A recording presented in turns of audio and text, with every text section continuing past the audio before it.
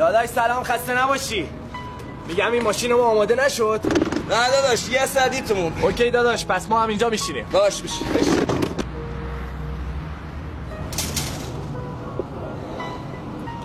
عرفان پیافه میخوره از این بچه پولدارا باشه.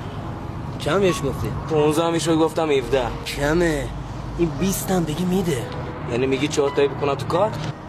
نه داداش. چرا؟ 5 تایی میکنیم تو کار. ای پسر، حسابت میشه 23 و 500. شوخی میکنی؟ شما که گفتی 17 تومن. آقای ماشین همه جاش خراب بوده، کلی وسیله گرفتم. تمام فاکتوراش هم از بد میدم. حالا دی دعبه در میکنه. نه دعبه در نمیکنم. آبر بانک در مغازه کناری است. برو کارت کن بیا. الو مامان، من شماره کارتو برات فرستادم. فقط جای 17 تومن 23 تومن بزن، یه شیشه هم میمونه، من بعداً بهت میدم.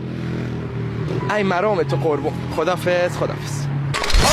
دستم علی رضا، دستم خود چه کمر علی رضا بیا. دستم علی رضا. داداش خوبی؟ واریز شد، اینم کارتتون. من صداتون رو شنیدم. میدونی پول حروم میشه خرج دوا درمون. کاش یاد بگیریم تو پاچه هم دیگه نکنم. Hangi rüzgar attı? Nereden esti?